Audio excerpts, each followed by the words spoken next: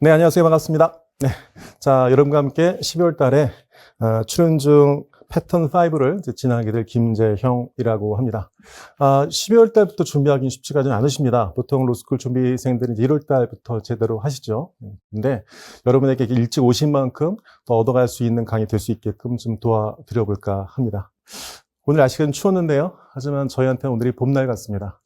그 어떤 것이든 간에 새롭게 시작하는 분들에게는 그날이 봄날인 거죠. 그래서 저도 역시 봄날을 맞이한 마음으로 여러분을 같이 인사드리고 모실 테니까 여러분께서 그런 마음으로 또 임해해 주시면 감사하겠습니다.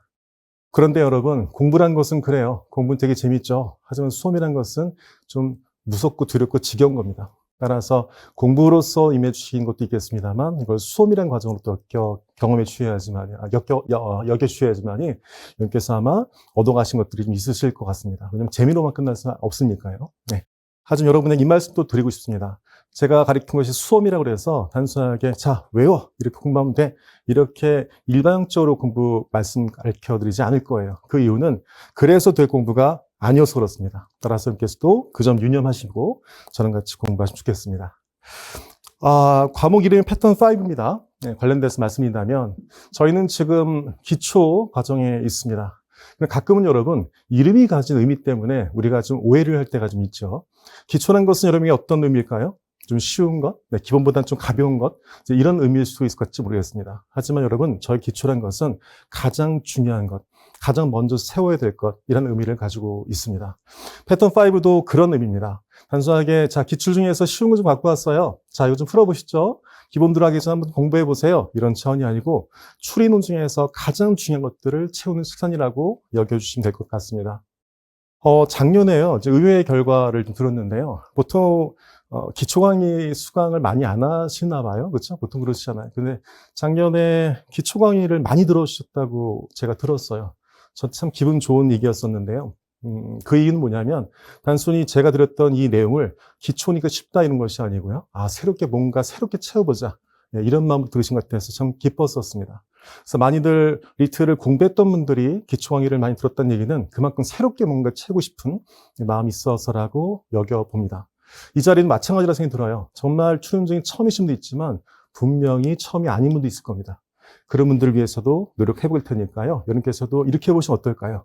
저를 위해서, 여러분을 위해서 한 번쯤 텅 비워서 마음을 여시고 머리를 여시고 그 곳간을 좀 열어놓으시죠. 그럼 제가 제 방법으로 한 번쯤 채워드려 보겠습니다. 자, 들어가 볼까요? 패턴 5입니다. 자, 리턴에서의 출연중이라고 명명을 해봤어요. 자, 왜 그러냐면 우리가 어떤 대상을 알기 위해서는요, 그 대상만을 봐서는 알기가 쉽지 않을 경우가 있습니다.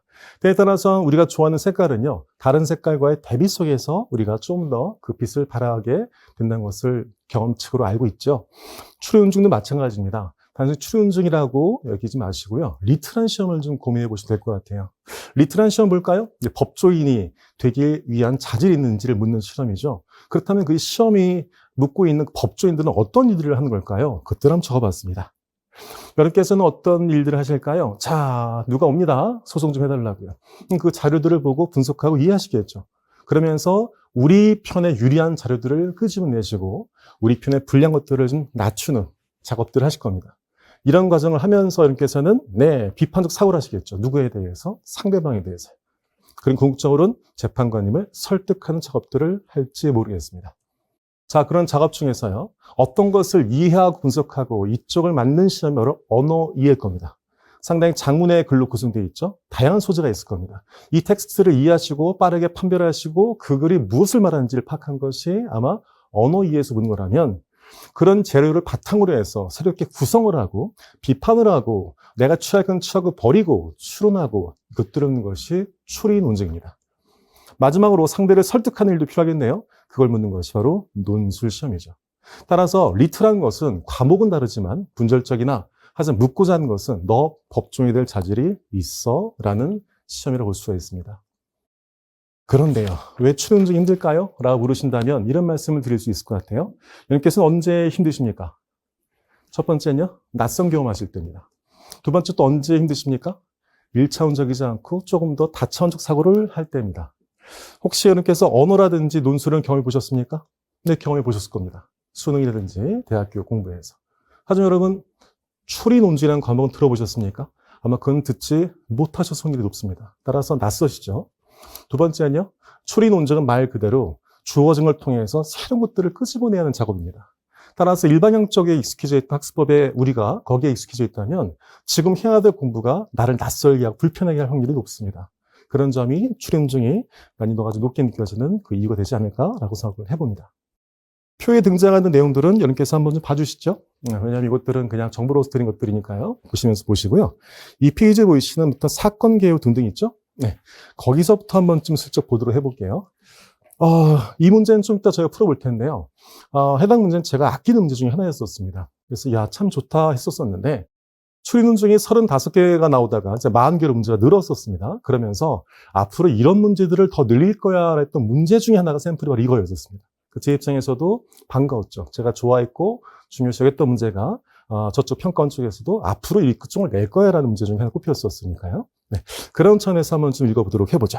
사건 개요입니다. 네, 짤막한 글인데요. 우리 지금부터 한번 공부한다는 마음으로 한번 읽어보도록 해보시죠. 시간 제가 한 10초 드릴게요.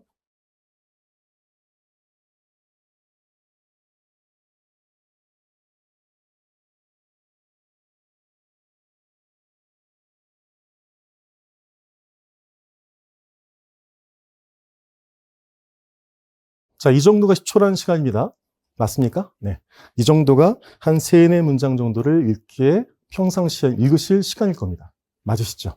아마 지금 조금 더디 읽으신 분들은 뭔가를 캐치하기 위해서 노력하다 보니 그러신 거지. 이 정도 글이면 10초 정도면 읽을 내용이라고 생각이 듭니다. 맞죠? 네. 오랜만에 좀 얼굴 좀 뵐까요? 오랜만에 처음 얼굴도 뵙는군요. 네. 반갑게 보고 있습니다. 어떤 말이 있습니까?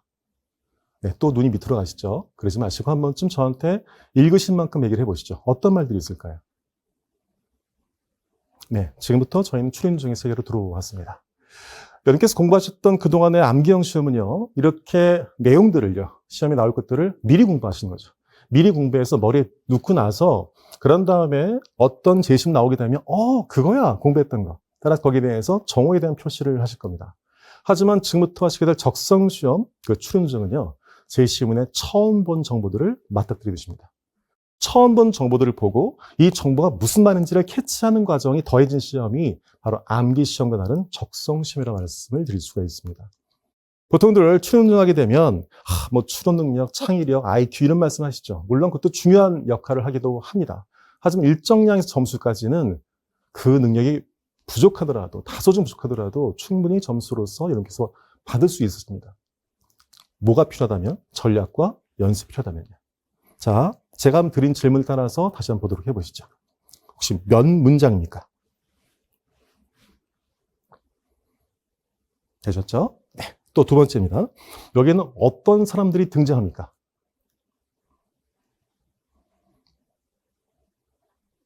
되셨죠? 네. 여기는 몇 개의 사건이 있습니까?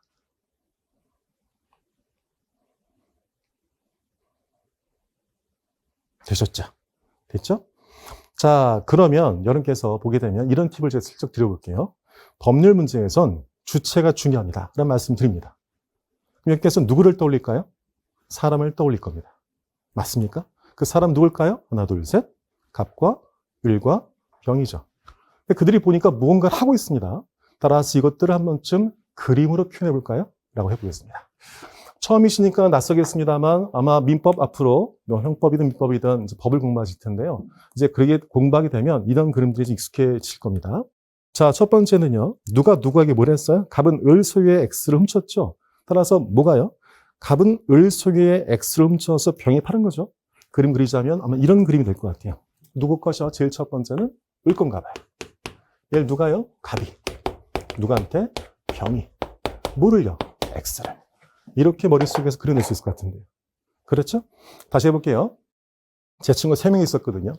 근데 여러분, C라는 친구가 A한테 술을 사줬어요.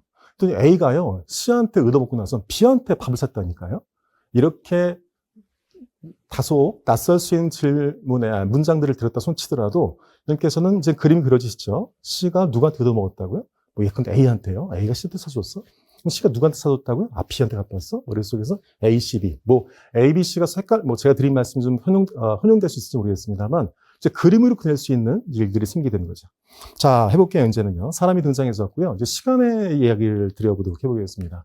첫 번째 뭐 했다고요? 갑이 을소의 X를 훔쳤군요. 따라서 이게 몇 번일까요? 1번이 되겠네요. 1번이요? 두 번째, 갑은 이런 사실을 병에게 말하지 않았죠. 병 매수할 당시가 도둑 맞은 소인을 몰랐죠. 그런 다음에 뭐 했었어요? 뭐 등등등 일었었죠. 따라서 갑은 병에게 소를 이제 팔았었겠군요. 마지막에 뭐 했다는 거죠? 을이 병에 가서 X를 되찾게 되었다는 얘기 나왔어요. 따라서 여기도 보게 되면 이렇게 그려지겠네요. 자, 이제 앞으로 법률 문제에 등장하게 되면 사람들을 떠올릴 거고요. 사람들은 분명 관계를 맺을 겁니다. 그 관계는 뭐로서 구성된다? 선으로서 구성된 겁니다. 이렇게 머릿속에서 형상화시키시면 훨씬 더 빠르게 문제들을 정리해낼 수가 있습니다. 여러분 혹시 여러분 방을 저한테 소개시켜 줄 수 있으실까요? 라는 말을 제가 보통 면접이나 자기소개서 수업할 때 하곤 합니다. 그럴 때요, 참 재밌는 게요. 굉장히 짧은 말이지만 저한테 방의 모습을 이쁘게 잘 설명해 주신 분이 있고요. 어떤 분께서는 아무리 말을 하더라도 그 창문이 어디 있다는 뜻이야? 그 침대에 있다는 뜻이야? 이렇게 대묻게 된 분들이 있습니다. 그 차이점 뭘까요?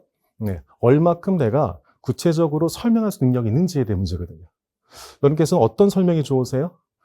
말만 들어도 그림이 그려진 설명이 좋습니까? 그렇지 않은 설명이 좋습니까? 당연히 전자가 좋으시겠죠.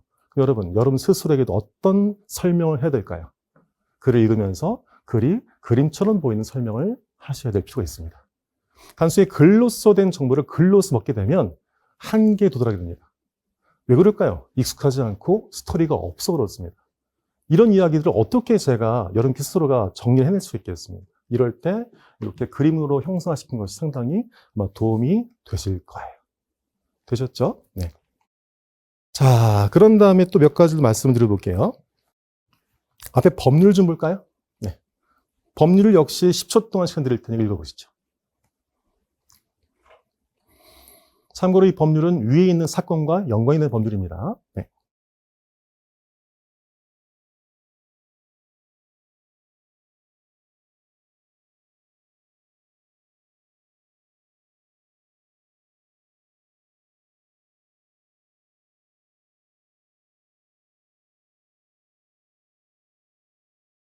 자, 또다시 읽으셨지만 쉽지 않으셨죠? 또다시 제가 몇 가지 팁을 좀 드려보겠습니다. 법률은 여러분 구체적으로 구술되어 있을까요? 일반적인 단어로 구술되어 있을까요? 후자일 겁니다. 왜 그럴까요? 법이란 것은 추상성을 가진 체계죠. 따라서 철수가 하는 순간 철수에게밖에 적용할 수 없죠. 그렇죠? 물건을 훔친 자는 해야지만이 다방면의 사람들에게 적용할 수 있겠죠. 그럼 법과 사실관계라는 것은 어떤 관계일까요? 일반화된 표현과 구체화된 표현의 아마 연결일 겁니다. 따라서 보시게 될 법률 문제의 대부분은요, 추상적인 일반적 기술인 법률과 구체적인 사람의 연결이 시작될 겁니다. 자, 해볼게요. 원래의 소유자는 그 위에다가 하나, 둘, 셋, 누구라 적으면 될까요? 그쵸, 을이 되는 거죠. 을은 도둑 맞은 물품을 하나, 둘, 셋, X를 매수한 사람에게 하나, 둘, 셋, 누굴까요? 갑일까요? 병일까요? 네, 여러분 사람 2명 등장하지만 갑은 뭘 했다 나왔습니까? 훔쳤죠. 따라서 매수한 것이 아닌 거죠. 사람이 둘이 등장해 헷갈렸지만 잔을 보게 되면 훔친 X와 산 병이 있으나 훔친 갑과 산 병이 있죠. 여기서 그러면 매수한 사람은 갑입니까? 병입니까? 네, 병이 되는 거죠. 읽어볼게요. 을은 도둑 맞은 X를 매수한 병에게 이익이 되는 거죠. 따라서 정리해보자면 을의 3의 행위는 뭐 할 수 있어요? 정당하다고 볼 수 있어요. 뭐에 따른다면? 법에 따른다면. 됐죠? 첫 번째, 그것은 치환의 방법입니다.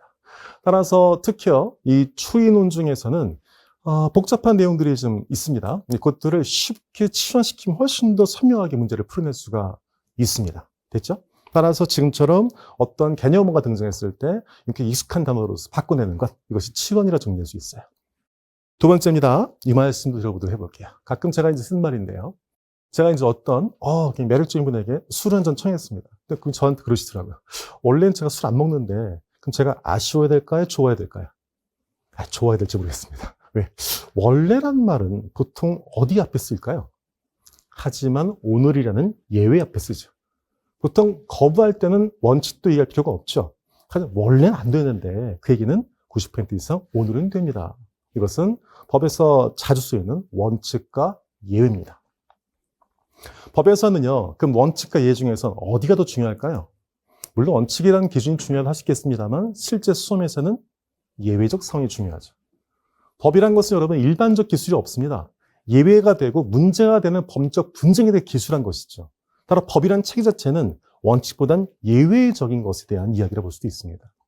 자, 그럼 그런 예외는 보통 어디 있을까요? 그러나 단 앞에 있죠.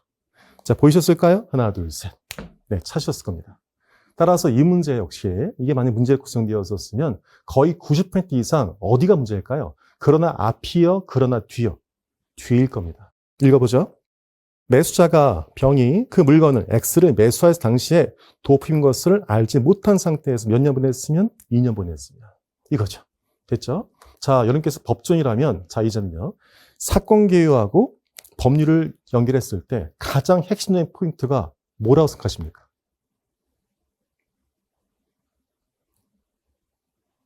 아마 이 문제를 아마 공부하신 분들, 동영상 보시거나 이 자리에서 리트를 공부하신 분들은 한두 번 이상 반드시 봤을 문제예요.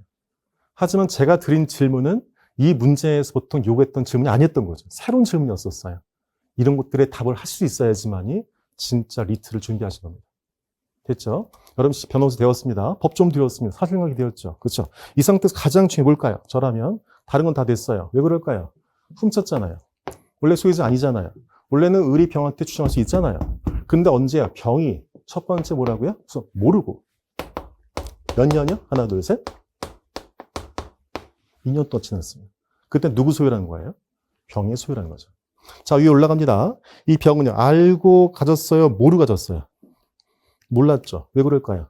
갑이 그런 사실을 말하지 않았습니다. 이렇게 추론되는 겁니다. 갑이 말하지 않았으니까 상대방은 하나, 둘, 셋, 몰랐다. 이겁니다. 이게 바로 추론인 겁니다. 이 원래 위에서 그냥 갑은 말하지 않았어 했던 거죠. 그러니까 말을 하지 않았으면 병은 뭐 했을까요? 알았을까 몰랐을까요? 몰랐겠죠. 이겁니다. 됐죠? 일단 친다면 이제 파악하셨죠? 이 문제에서 가장 포인트는 바로 몇 년 지났다? 2년이 지났는지 여부가 되겠죠. 이게 여러분께서 앞으로 변호사가 되시면서 하실 일이 되는 겁니다. 따라서 여러분께서 만약 병편이었으면 어떻게 자료들을 수집해야 될까요? 내가 긴 시간 동안 가졌다. 2년 넘었다. 이를 보일 거고요. 여러분께서 의뢰 변호사라면 뭘 보여줄까요? 아니야. 넌 실제 그것을 가진 것은 얼마 안 돼. 이런 싸움들을 실제 수행을 하실 겁니다. 재밌지 않습니까? 이게 여러분께서 앞으로 하실 추리 논지라고 저는 말씀드리고 싶어요. 이 문제를 단순하게 어렵다. 나 점수 올려야 될 텐데. 이러시면 답답하고 힘든 시간이 될 수 있습니다. 하지만 제가 약속 하나 드릴 것은 저와의 공부를 통해서 여러분께서 많은 생각들을 할 수 있고, 그렇죠? 많은 의미를 파악할 수 있는 것들을 배우실 겁니다. 그런 과정을 통해서 모든 분들이 모두 만족한 점수를 얻을 수 있다? 그런 거짓말은 전 못하겠습니다. 하지만 약속드릴 수 있는 것은 그래서 여러분의 한계를 넘어설 수 있게 도와드릴 겁니다. 그 과정을 같이 한번 해보시죠. 네. 자, 다음 페이지 보시면 추론 중에 소재 나왔었죠? 네. 대략 8가지입니다. 대략 보니까 여러분, 법학, 도덕, 인문사회, 경제, 논리, 수리 과목 나왔었죠? 네. 대학에서 봤을 때, 대학교에서 교양 수업 들었을 때 과목들일 겁니다. 심리학, 사회학, 법학, 교육학, 철학 등등, 역사 등등이죠. 따라서 추론 중에서 등장하는 소재의 난이도는 그렇게 높지는 않습니다. 문제의 난이도는 있지만 소재 자체가 지식이 필요한다든지 이러지는 않습니다. 다만 법학이라든지 몇 가지의 포인트 되는 그런 과목들은 지식이 있으면 도움이 됩니다. 따라서 저는 수업 때 여러분에게 문제풀이한 별개로 법에 대해서 관련된 지식들을 알려드릴까 합니다. 따라 그런 것들도 알아가시면 될 것 같아요. 네. 추론 중에 필요한 능력 나왔었죠? 네. 굵은 글씨만 좀 보시겠어요? 첫 번째는 분석, 두 번째는 적용, 세 번째는 추론, 네 번째는 평가죠. 네. 앞절 따겠습니다. 분석 추평입니다. 이 분석 추평이 여러분께서 앞으로 하실 것들입니다. 분석을 해야 돼요. 분석은 뭘까요? 제가 무슨 말하는 거지? 제가 뭔 말하는 거야? 아까 제가 저 정보가 몇 문장이 돼 있어?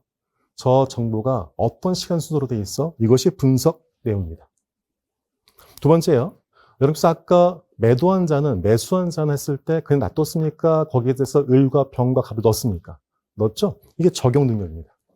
뭔가를 원칙을 배우고 원칙대로 따라서 적용해내는 것. 적용 능력입니다. 세 번째 추론 능력이에요. 여러분, 아까 갑이 병한테 말하지 않았다. 그럼 병은 몰랐겠네. 이렇게 주어진 걸 통해서 새로운 것들을 끄집어내는 것이 바로 추론 능력입니다. 네 번째, 그렇다면 저거는 뻔하네. 왜? 어차피 2년 지나고 안 지나고에 따라서 달라지겠네. 따라서 그거 가지고 싸우겠네. 평가 능력입니다. 우리 작은 에피소드를 가지고 나서 추론 중에서 가장 필요한 4가지 능력들을 설명해 드렸었습니다. 어찌 본다면 제가 앞으로 드릴 공부도 이런 방향성을 띌 거라 그 자의 작은 약속일지 모르겠습니다. 단순하게 던져드리고 이해하세요? 전 모르겠지만 이렇게 풀면 돼요? 이런 식이 아니고 여러분에게 제가 드리는 모든 말들에 책임을 드리고 설명해 드릴 겁니다. 다만 여러분께서 하실 것들은 제가 드린 능력들이 이렇게 필요하다 싶으면 그걸 위해서 이제 노력하시면 되는 겁니다. 자세한 내용들은 한번 읽으시면서 검토를 해보시면 될 것 같습니다. 아까 정리해드렸던 대로 추론중 패턴 5는 여차여차한 이유로서 구성이 되었습니다. 그래서 지금까지 한 17년 정도의 문제가 쌓였죠. 대략적으로 보니까 거의 상당히 많은 몇백 개 문제 쌓였습니다. 그 문제를 5개 유형으로 나눠봤습니다. 패턴 5라는 이름으로서. 따라서 이 유형 5개를 알면 다 풀 수 있다. 그건 아닙니다. 다만 이 5개 유형이 익숙해지신다면 앞으로 만나게 될 모든 시험지의 사시 문항을 5개로 분류할 수 있을 겁니다. 그럼 저는 그 패턴마다 뭘 알려드릴까요? 네, 정리법과 접근법 알려드릴 겁니다. 제가 보통 모토로 가지고 있는 것은 생각과 기술이에요. 첫 번째, 제가 민법을 강의할 때 있었습니다. 민법을 강의할 때는 저렇게 생각 얘기를 하지 않습니다. 왜? 그 민법이라는 암기감을 가르쳐 드릴 때는 그럼 제가 그냥 지식을 전달해 드리는 거죠. 외우기 좋게 앞잘 따드린다든지 정리해 드리는 과정이죠. 한 적성시험에서는 뭐를 놓치면 안 된다? 바로 이 생각입니다. 상당히 많은 공부들이 제가 싸잡아 말씀드리긴 뭐합니다만 강의나 공부들이 보통 생각을 놔두시고 보통 그냥 문제 해설 위주로 들어가죠.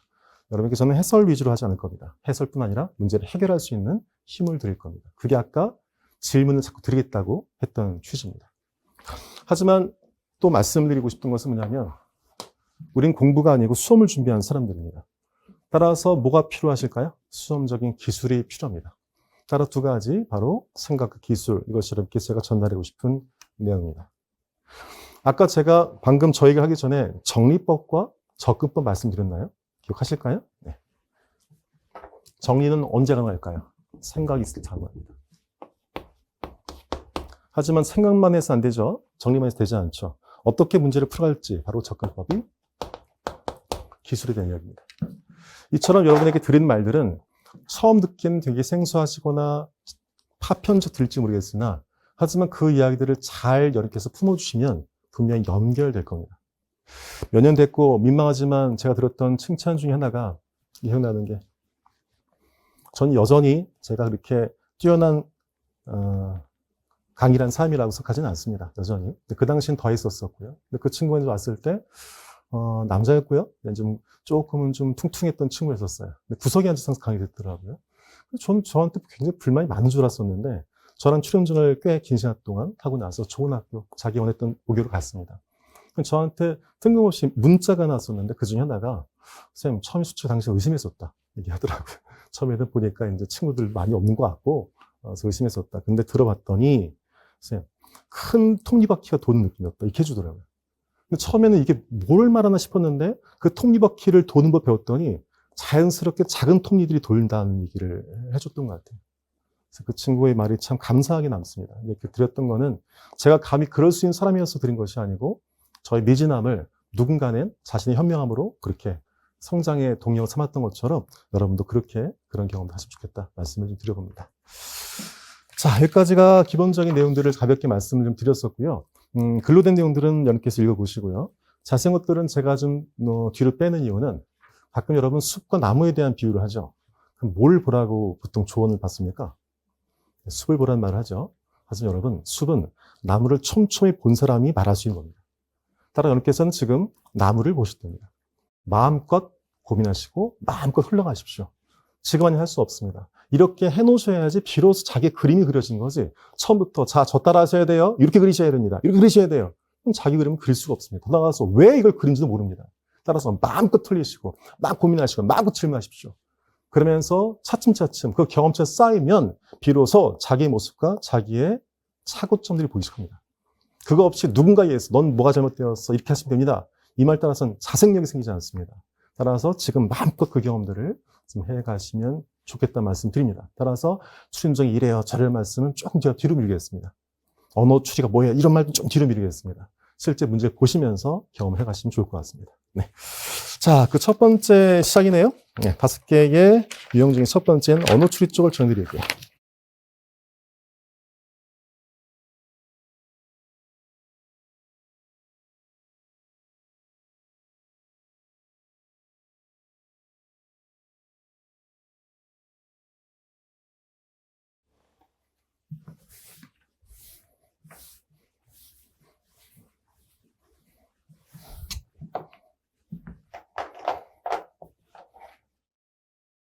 사람 처음 만나시면 뭘 먼저 물으세요? 뭐가 궁금합니까?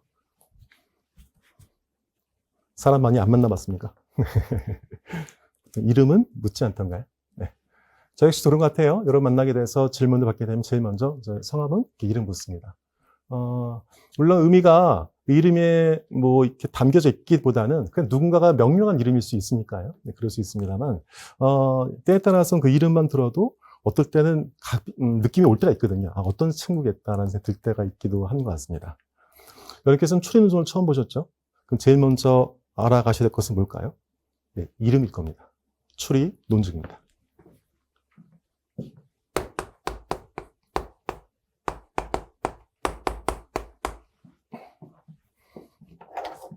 그렇게 낯선 단어는 아닙니다. 예, 추리 논증이. 하지만 과목은 낯서시겠죠. 이렇게 시작을 해보죠. 보통 제가 수업할 때요, 이제 어떤 개념들을 이제 파악을 시킬 때 나눠보란 말 합니다. 예컨대 제 이름이 김재형이죠. 성과 이름이 분절적이죠. 김재형 나눠진 거죠. 민주주의입니다. 그 민주주의는 뭘까요? 묻게 된다면 많이 들었지만 솔직히 잘 나오지 않습니다. 하지만 민주주의는 민, 주, 주입니다. 민, 국민이, 주권을 가지는 주의, 정치, 체계입니다. 이처럼께서 어떤 개념들을 처음 파악하고 싶으실 때는 뭘 해보시면 될까요? 나눠보신 겁니다. 잠깐만요. 제가 비슷한 말씀 드렸었는데 추리 논증을 알기 위해서는 어디를 보자 말씀드렸죠? 큰 리틀을 보자 말씀드렸죠. 여러분께 제가 또 생각한 것들을 알려드린 겁니다. 어떤 새로운 정보들을 파악하기 위해서는 그 사람이, 그 존재가 존재하는 큰 울타리를 보는 겁니다. 두 번째 뭘까요? 이제 큰 울타리에서 그 존재를 봤다면 그 존재를 나눠보는 겁니다. 예컨대 여러분께서 어떤 사람에게 만났을 때 직업이 뭐예요? 취미가 뭐예요? 묻지 않습니까? 그렇죠? 보세요. 취미가 뭐예요? 저는 농구하는 겁니다. 취미가 뭐예요? 저는 책을 보는 겁니다. 어때요? 제가 어떤 말에 따라서 제가 여러분이 느껴지는 그 감이 달라지죠. 능동적인 사람이었다가 약간 소심하고 조용한 사람처럼 느껴지기도 하지 않습니까? 이처럼 그 집단을 본다는 것은 그 안의 내용을 보기 위함입니다. 따라서 추리논증을 알기 위해서 우리가 리틀을 공부해서 알려드린 것처럼 이제는 그 아닌 추리논증 안에 추리와 논증을 파악해 볼 필요가 있습니다. 추리라는 것은 주어 증을 통해서 새로운 것들을 끄집어내는 겁니다. 이게 추리라고 정리하시면 됩니다. 추리 뭐라고요? A와 B가 주어진 상태에서 뭐를? C를 끄집어내는 겁니다. 이게 추리입니다. 따라서 다른 어려운 개념들, 어떤 정의들 다 잊으시고요. 이 정의만 따르시면 됩니다. 따라서 네가 추리를 참 잘하네. 이 말은 무슨 말일까요? 주어증을 통해서 새로운 것들을 끄집어내는 사람입니다. 제가 우산을 썼나 봅니다. 죄송해요, 여러분. 느껴졌어요. 죄송합니다. 반만 젖어 있어요. 됐죠? 하나, 둘, 셋. 어떤 게 생각납니까? 젖었네. 이런 분들 있습니다. 두 번째 뭘까요? 비가 오나 보다. 이런 분들 있겠죠. 세 번째 어떤 분이 있을까요? 쌤, 오른쪽에 이성이 있었나 봅니다. 이럴 수 있겠다. 왜 그럴까? 우산 썼는데 반이 젖었다는 얘기는 누군가를 옆에 세웠지 않았을까? 더 나아가서 내가 반반씩 젖은 것, 조금 젖은 것도 반 젖었다는 얘기는 뭔가 조금 더 아낀 사람을 씌우지 않았을까? 이런 생각들을 끄집어낼 수도 있겠네요. 바로 이런 생각들이 추리적 사고입니다. 따라서 이런 게 능하신 분이 있고 그렇지 않은 분들이 있으시죠. 단순하게 저 추린 논증에 대해서 저 용어를 알려드리고 말씀드린 것이 아니고 제 얘기를 들으면서 맞아, 내가 저랬어. 맞아, 내가 저게 안 돼. 그런 분들을 느끼라 말씀드린 겁니다. 아까 말씀드렸지만 저는 여러분에게 던져드릴 거고 그걸 키워낸 것은 여러분의 목이라고 그렇습니다. 따라서 추리하는 것은 뭐라? 주어진 것 통해서 새로운 것들을 끄집는 겁니다. 그럼 여러분 뭐가 중요할까요? 대부분은 여러분께서 여기에 포인트를 주거든요. 주어진 것 통해서 새로운 것들을 끄집는다. 하지만 제가 경험해 보게 되면 대부분 어디가 문제냐면 A, B를 주어지면 C는 끄집어내요. 뭐를 못하실까? A, B에 대해서 분석을 잘 못합니다. 관심 문제일 수 있겠고 경험의 문제일 수 있겠고 선천적인 문제일 수 있습니다. 뭔가에 대해서 분석하려면 끈덕지가 있어야 된단 말이죠. 근데 거기에 대해서 내가 파악이 안 되면 아무리 정보를 준다더라도 내 안에 정보가 없으면 새로운 추론들은 가능하지가 않게 됩니다. 여러분께서 글을 보시다가 이럴 때 있습니다. 글을 봤는데 남지가 않죠. 왜 그럴까요? 의미를 주지 않으니까요. 그러니까 남지가 않으니까 머릿속에 들어가 있지 않습니다. 들어가지 않으니까 뭐가 가능하지 않을까요? 추론이 안 됩니다. 그러니까 뭐라고 할까요? 난 생각이 없어 라는 말 하게 됩니다. 정말 생각이 없냐? 그런 분들 보통 제가 A와 B를 주죠. 그럼 맞아요. C일 수 있어요. 이건 생각이 없는 게 아닙니다. 다만 어떻게 작동시킬지를 모를 뿐인 거죠. 자, 수험을 국화시킨다면 그럼 제가 어떤 작업들을 해드려야 될까요? 맞아, 이 제시문에서 이런 단어가 중요합니다를 계속 말씀드릴 거예요. 저는 여러분보다 이쪽에 대해서 경험이 많은 사람이겠죠. 따라 제 입장에서 이런 단어 나오면 중요해요. 이런 단어 나오면 중요해요. 말씀을 지속적으로 드리면 여러분께서 어떤 일이 발생할까요? 이젠 자기도 모르게 글을 보다가 그런 표현들 등장하게 되면 머리 들어오겠죠. 쌤이 중요하다고 그랬어. 그럼 비로소 A, B가 들어가는 순간 C네 라는 판단을 가능하게 되실 겁니다. 그래서 그것들은 좀 경험을 해보도록 해보세요. 자, 논증은 뭘까요? 논증이라는 것은 주장과 전제로 묶인 말묶음이에요. 논증은 뭘까? 하고 싶은 말인 겁니다. 됐죠? 하지만 하고 싶은 말을 나 배고파. 이건 논증이 아닙니다. 왜요? 배고프다는 거 가지고 무슨 말이야. 아유, 깜도 안 돼. 그건 논증이 아니야. 이 뜻이 아닙니다. 논증이라는 것은 아무리 하찮다 하더라도 전제와 주장으로 엮여 있어야 논증인 겁니다. 아무리 멋진 말이 하더라도 이내 MC제곱이야 라는 멋진 말이 있다 하더라도 뭐가 없으면 전제가 없으면 논증이 아닌 겁니다. 따라서 논증이라는 것은 주장과 전제로 구성되어 있죠. 우리 잠깐 한번 뭔 얘기해 볼까요? 논증 분석을 하래. 쌤이 그랬는데 논증 분석 나눠보래. 논증과 분석을. 분석은 뭘 했었지? 분석이란 끊어서 뭔가 정리해보라는 걸 했었어. 그럼 논증 분석이라는 것은 무엇과 무엇을 찾으라는 뜻일까? 하나, 둘, 셋. 주장과 전제를 찾으라는 뜻일 겁니다. 이처럼 이렇게 단순하게 그냥 논증 분석해 보시죠. 이렇게 해드리지 않을 겁니다. 자꾸만 생각하게 드릴 거고 어떤 단초들을 자꾸 드릴 겁니다. 따라서 그걸 가지고 머릿속에서 입력하시면서 공부를 하시면 될 것 같아요. 자, 그럼 추리형 논증이니까 그 문제 유형 역시도 뭐와 뭐가 있을까요? 맞아요. 추리형과 논증형이 있습니다.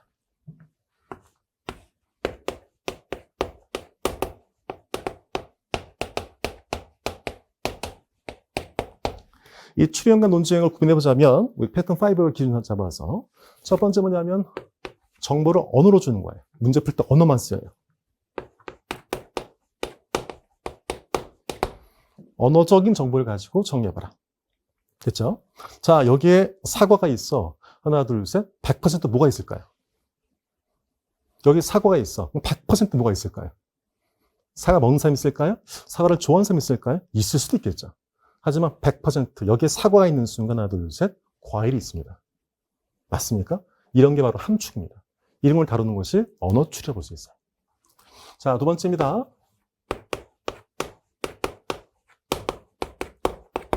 이 B는 이제 안일비자죠.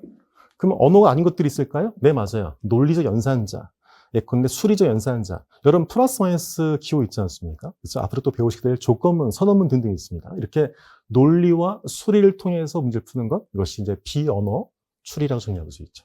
한 둘 다 공통점은 뭘까요? 주어진 정보를 통해서 새로운 것들을 끄집어낸 것들입니다. 논증형입니다. 첫 번째 뭘 해야 될까요, 여러분? 네, 쟤 뭐야? 이거죠. 논증 분석이죠. 두 번째 뭘까요? 왜 분석을 할까요? 받아들일지 말지를 판단하기 위해서입니다. 어떤 주장에 대해서 분석했다는 얘기는, 듣는 얘기는 저 말을 내가 받아 먹을지 말지를 고민하기 위해서입니다. 이것은 뭐라 부를까요? 바로 평가입니다. 평가인데 어떻게 평가하셔야 돼요? 수용적 평가하셔야 돼요? 비판적 평가하셔야 돼요? 비판적 평가죠.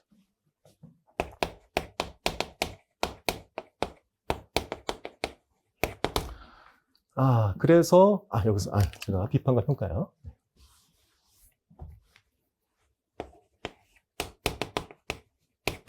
비판적 사고로서 검토를 하시고 나선 빌어서 받아먹을지 말지 우리가 판단하겠죠. 따라서 지금처럼 5가지로서 보통 구성될 수가 있습니다.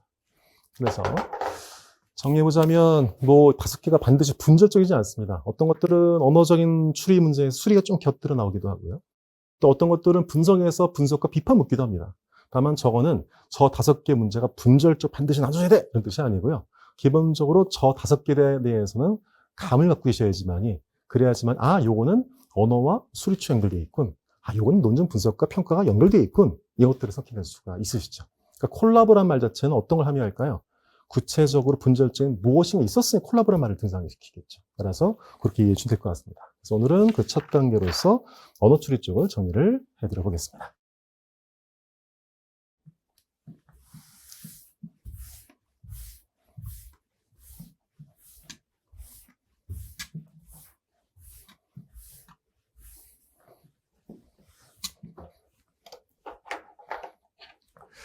언어 추리에 대해서 설명을요, 한번 읽어보세요, 여러분. 집에 가셔서. 그 이유는 뭐냐면, 다시 말씀드렸지만, 제 취지는 저기에 써있는 글을 지금 말씀드려도 둘 중에 하나의 감정을 갖게 됩니다. 2개의 감정을 다 가질 수 있겠네요. 네. 첫 번째는, 대충 무슨 말인지 알겠어. 한 두 번째는, 읽어도 잘 모르겠어. 이겁니다. 우리가 마치, 어느 아픈 기억들을 경험하면서 그 유행과 가사가 정말 가슴속에 와닿듯이, 그래서 또 제가 써드렸던 이 글은 지금 여러분 제가 무시하고는 절대 그런 뜻이 아니고요. 지금보다는 아마 지금 쭉 저는 면접 풀면서 경험 쌓이면서 이 말이구나 이렇게 이제 알아가실 것 같아서 그래서 좀 뒤로 미루고 문제를 풀면서 정리를 해드려 볼게요. 실전 기출문제 있죠 여러분? 네, 거기부터 볼게요. 1번 문제입니다. 오늘은 자료가 지금 처음 받아보신 거니까 제가 조금 문제를 좀 읽을 수 있는 시간을 드려보도록 해볼게요. 그리고는 자료, 책이 이제 오게 되면 여러분께서는 제 진도와 상관없이 문제를 쭉 풀어가시면 됩니다. 그죠? 네, 풀어가시고 제 수업은 여러분께서 여러분의 생각을 확인하는 작업으로서 이제 가져가셔야 돼요. 그래야지 정말 배가가 됩니다. 근데 보통들 그렇지 않고 와서들 이제 그 수업 따라가면서 공부할 때 있잖아요. 근데 그것이 암경 수업은 그래서 괜찮아요. 암경 수업에서 예컨대 여러분께서 민법 강의 듣는다 했을 때 정말 좋은 거는 공부를 하고 강의 듣는 거지만 실제 그렇게 쉽지 않거든요. 그럴 때는 수업을 들으면서 이제 정리하면 돼요. 밑줄 쳐라, 뭐 해라. 그건 뭐냐면 내 머리가 쓰는 게 아니고요. 그 선생님께서 어디가 중요한지를 체크해 주거든요. 그거 체크한 단거나 작업하는 거예요. 어느 판례, 어디가 포인트 다 동그라미 쳐놓고 이해할 필요도 없어요. 그냥 기계적으로 동그라미 치고 밑줄 치고 그런 다음에 단군을 만들어 놓고 그걸 가지고 공부하는 거예요.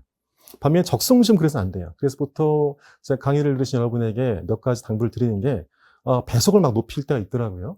근데 그래서는 안 될 것 같아요. 특히 제 강의는. 저는 조금 더 호흡하는 강의를 이렇게 드릴 거라서 그 대신 약속 하나 드릴게요. 공부랑 관련 없는 말들은 하지 않을 거예요. 그러니 부탁인데 제가 드린 모든 말들은 다 흡수한다는 마음으로 배속 올리지 마시고 들으시면 좋을 것 같고요. 네. 그래서 저도 쪽에는 배속 올려 들 때 있죠. 왜냐면 그때 암기 시험 때는. 근데 저와의 공부는 그랬었으면 좋겠다는 말씀을 좀 드려보고요. 그리고는 항상 제 강의는 복습 위주로 될 수 있도록 좀 해주신다면 좋을 것 같습니다. 그리고 중간중간에 제가 어떤 뭐 너스레를 떨든 어떤 뭐 얘기를 해드리든 그 얘기 역시 단순히 제가 그냥 뭐 재미삼아 드린 것이 아니고 여러분 수험에 좀 도움되라고 왜냐면 적성 시험은 이 마음에 대한 공부도 되게 중요하거든요. 이제 한번 하시면 알 거예요. 이게 왜 마음과 공부가 연결될까 싶은데 실제 머리는 상당수가 마음과 연결돼 있거든요. 따라서 그런 것들도 알려드릴 테니까 그냥 재밌게 또 귀담아 마음 담아 들어주시면 될 것 같습니다. 자, 우선은 1번 문제 볼까요? 오, 짧다. 그죠? 네, 우선 제시 문제 읽어주세요.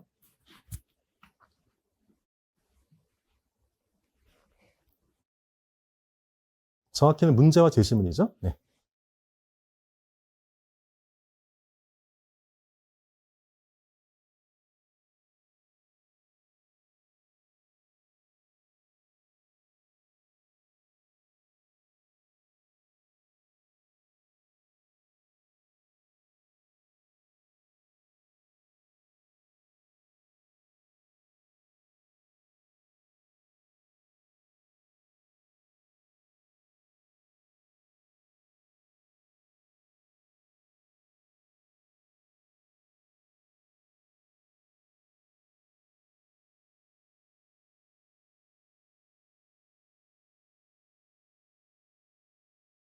자, 좀 읽으셨죠?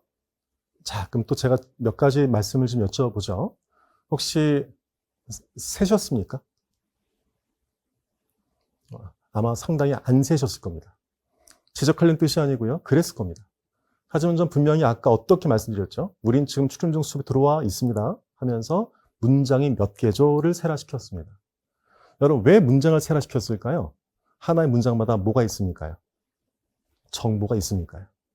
따라서 그 말은 여러분께서 정보를 파악하기 위해선 제가 그랬죠. 분절해야지 된다는 말씀했던 것이 한 번에 모든 것들을 다 드리면 먹기 쉽지가 않습니다. 따라서 제일 먼저 뭘 해야 될까요? 네, 나누셔야 되는 겁니다.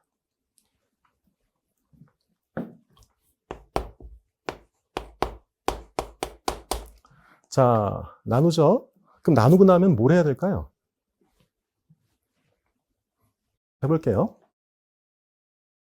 제가 친구랑 만나면 보통 이제 회를 좀 먹습니다. 회를 좀 좋아하더라고요. 그래서 보니까 그 회의 소주가 또 제격이죠. 네. 회만 좋아하는 것이 아니고 국수도 좋아하더라고요. 네. 국수 먹을 때 또 소맥이 또 제격이죠.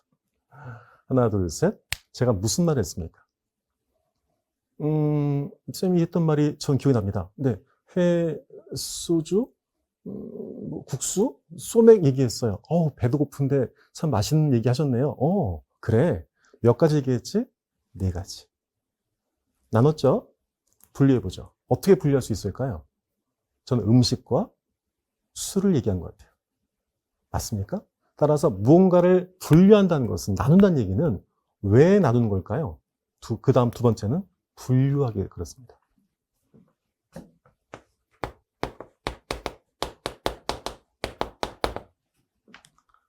맞죠? 무언가를 쪼개 나눈다는 얘기는 분류하기 그렇습니다. 됐죠? 그럼 3번째, 궁극적으로. 그럼 저거를 왜 저렇게 한 걸까요?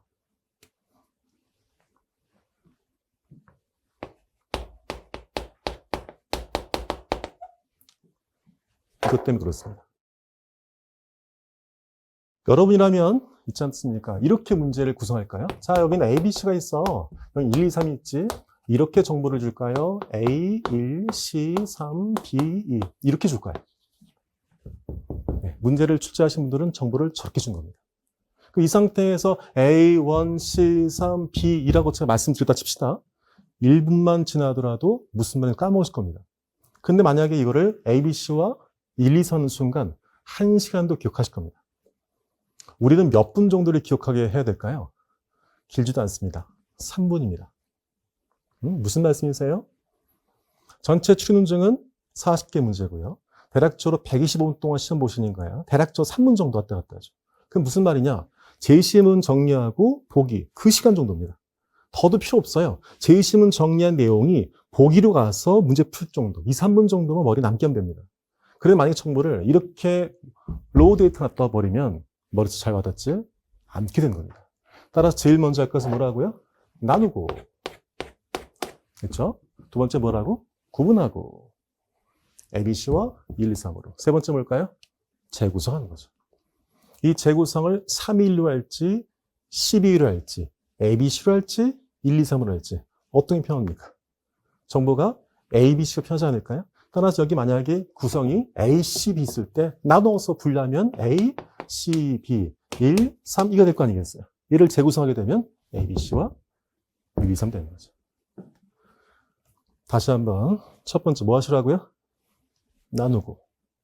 2번째 뭐 하라고요? 분리하고 구분하고. 3번째 뭐 하시라고요? 재구성하고. 이겁니다. 됐죠?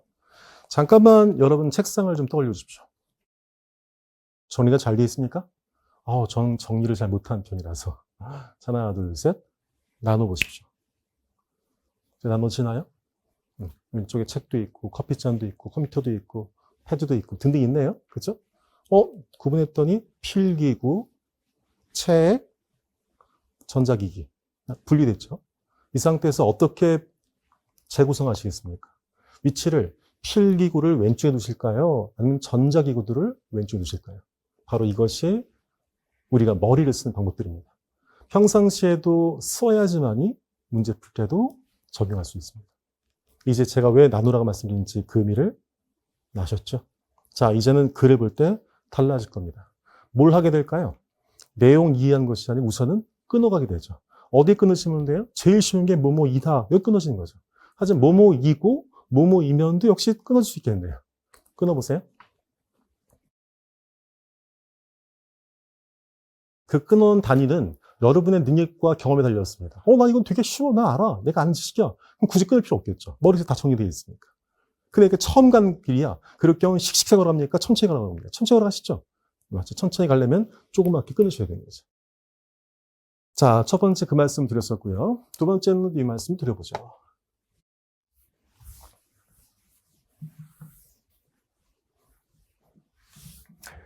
여기 사막이 있어요? 네, 사막이 있고요. 여기는 바다가 있습니다. 자, 지표면의 온도를 체크해 보세요. 상상해 보세요. 됐죠? 여러분께서는 온도계를 들고 있습니까? 한번 상상 속에서 어떻게 하고 있습니까? 자, 이게 온도계 칩시다. 자, 어떻게 하고 있습니까? 여기는 지금 사막이고요. 여기는 바다입니다. 그렇죠? 그래서 온도계를, 지표면 온도를 제가 재라고 했었습니다. 어떻게 재고 있습니까? 온도 이렇게 재지. 맞아요? 맞아요? 아니요. 여기선 뭐를 묻고 있습니까? 잘 보세요. 지표면 온도입니다. 지표면 위의 온도가 아니고 어디의 온도입니까? 지표면의 온도입니다. 그럼 여러분께서 온도계는 어디에 꽂으셔야 돼요? 사막 모래 꽂고 바다 물에 꽂으셔야 되는 거죠. 이상부터 하셨을까요? 지적하는 것이 아닙니다. 대부분 그냥 우리 관습적으로 그냥 더우니까 서막은 더워 40도, 바다는 시원해 20도 이렇게 하셨겠죠. 하지만 실제 이 문제에서는 뭐라 나왔었어요? 지표면 온도가 서로 다른 겁니다. 한마디로 바닥이 다른 거예요. 바닥이. 이 바닥에 뭐가 똑같은 온도의 공기가 오더라도 바닥이 다르니까 어떤 공기는 차가워진 거고 어떤 공기는 더워진 겁니다. 맞습니까? 하지만 우리는 이렇게 생각하지는 않죠. 왜? 백인식이 있으니까요. 하지만 제가 여기서 꼬투리 짚고 말씀드린 취지는 이거 되게 중요해 이런 차원이 아니고요. 그만큼 우리는 그럴듯한 오독을 합니다. 여기선 티가 안 났고 걸리잖아 그렇지 이렇게 소소해 보였던 오독이 쌓이면 정말 실제 중요한 곳에 가선 큰 실수를 범하게 됩니다. 슬픈 거는 내가 왜 틀린지를 모르고 틀리게 되는 거죠. 이것이 그들을 제대로 읽으라는 또 제가 드린 말씀입니다. 알았죠? 자, 이제 읽어볼게요. 지표면 온도가 어디라고요? 땅바닥 온도가. 서로 다르다. 나왔죠? 서로 다르다 나왔었으니까 자, 보세요. 온도는요. 뭐 아닌 뭘까요? 높은 거 아니면 낮은 거지. 이게 추론입니다. 이 추리 논증 문제에선 정보를 이쁘게 안 줘요. 어떻게 줄까요? 굉장히 야박하게 줘요. 이 야박한 정보를 우리는 어떻게 해주셔야 돼요? 펼쳐내 주셔야 돼요. 그게 바로 뭘까? 예를 드는 거예요. 따라서 서로 다른 인접한 두 격의 정체가 정확하면 상대적으로 저온인 지표 위온 온기는 고온인 지표의 공기보다 더 차가워진다. 이제 이해되셨죠? 그죠? 이제 보니까 되게 수학을 읽었는데 들어보니까 이제야 제대로 이해하신 거예요. 그죠? 바닥이 차갑고 바닥이 더우니까 그 바닥 위에는 공기가 동일한 공기를 하더라도 바닥의 온도에 의해서 달라지게 된단 말이죠. 됐죠? 자, 이것도 여러분께서 추상적인 대화가 좋으세요? 구체적 대화가 좋으세요? 님께서 인문학을 별로 안 좋아하신 것은 추상적이 같으니까. 현실적 얘기를 좋아하시죠? 그럼 여러분께서 현실적 바꿔주시죠. 이렇게 온도가 높아요, 낮아요. 보세요. 서로 다른 온도가. 이 말이 온도가 낮고 높은 것까지 왔죠? 더 구체적으로 하나, 둘, 셋. 뭐를 넣으시면 돼요? 아까 전 사막과 바다를 무엇과 무엇으로 대칭시켰습니까? 치환시켰습니까? 40도와 20도. 이렇게 하신 거예요. 따라서 서로 다른 온도다. 이 말과 두 번째는 온도가 높고 낮다. 이 말과 20도와 40도다. 어떤 게 더 직관적이십니까? 이건 역시 제가 듣고 드리는 여러분 생각하는 방법입니다. 문제를 푸는 기술이기도 하고요. 따라서 어떤 추상적인 대상을 보게 되면 얘를 통해서 뭐를 만들어내셔라? 구체적인 사례를 생각해 보십시오. 자, 20도, 40도입니다. 자, 그 결과 보세요. 전자의 공기 밀도는 하나, 둘, 셋. 저온의 공기 밀도는 몇 도일까요? 20도의 공기 밀도는 후자의 보다 몇 도의? 고온 40도 커진다는 거죠. 자, 그러면 밀도가 다른 두 공기가 수평으로 맞닿게 되면 밀도가 큰 공기가 하나, 둘, 셋. 저온의 공기가 하나, 둘, 셋. 얼로? 고온으로 파고든다. 이 말이겠네요. 머릿속에 형상을 했었습니다. 했더니 대충 이렇게 되지 않을까요? 이렇게 됐죠? 여기는 저온, 여기는 고온. 아무래도 이 차가운 쪽의 공기가요. 밀도가 작으니까 점점 작아질 거고요. 여기는요. 점점 늘어나겠죠. 이렇게. 밀도가 낮아집니다. 느슨해집니다. 따라서 바람은 이렇게 불겠죠. 제가 지금 바람 얘기를 했었죠? 왜 그런지 보세요. 아까 제가 그랬죠? 문제 보세요 했었으면 제가 제심 말고 문제도 보세요 말씀드렸지 않습니까? 자, 그럼 해볼게요. 제심 읽으셨어요? 됐죠? 하나, 둘, 셋. 그러니까 뭐란 뜻입니까?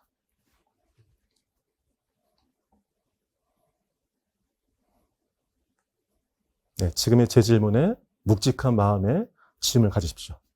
여기서 답을 하신 분 있겠지만 상당수 참 못합니다. 실제로 이 문제는 2회 때 문제고요. 1회 때 문제인가요? 그렇고요. 상당히 오래전 문제고요. 되게 짧습니다. 이렇게 나오지 않습니다. 그런데 제가 갖고 왔던 이유는 이 짧은 문제 안에 제가 추론 중에서 강조했던 상당히 많은 것들이 담겨져 있습니다. 잠깐 문제를 이제 풀기 전에 이 말씀 드려보도록 해보죠. 책을 많이 보라고 하죠. 약간 잘못된 조언입니다.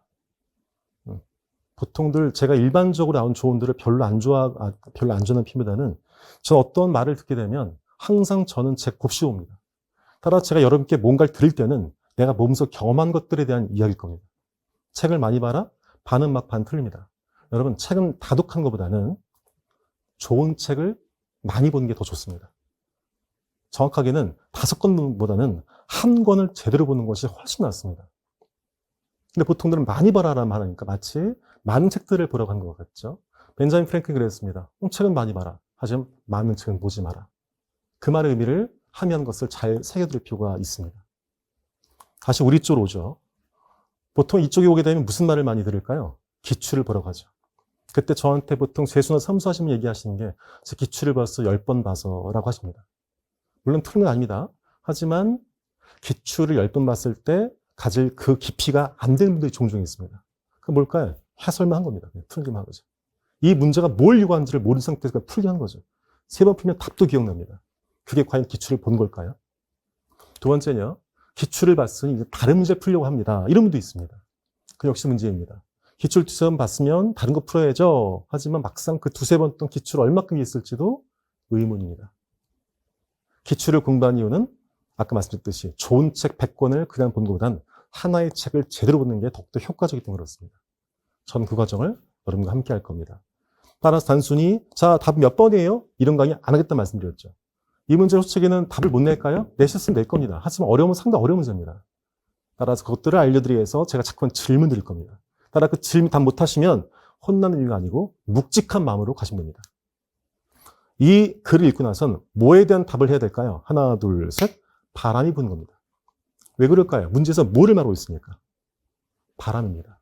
따라서 문제에선 제 표면에 바람이 부는 원리에 대한 얘기를 하고 있으니까 바람이 부는 걸 얘기하는 겁니다. 따라서 이 말 역시 뭘까요? 바람에 대한 얘기를 하는 겁니다. 맞습니까? 자, 그러면 제 첫 번째 제 핵심 포인트입니다. 문제마다 핵심 포인트를 찍어 드릴 거거든요. 첫 번째 하나, 둘, 셋. 한마디로 정리하라. 이겁니다.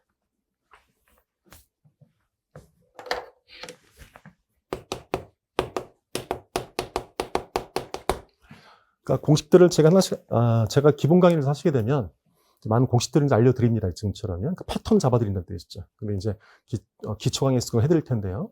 이 문제에서 요구한 것은 뭐라고? 하나, 둘, 셋. 그리고 한마디 뭐냐고. 이 말입니다.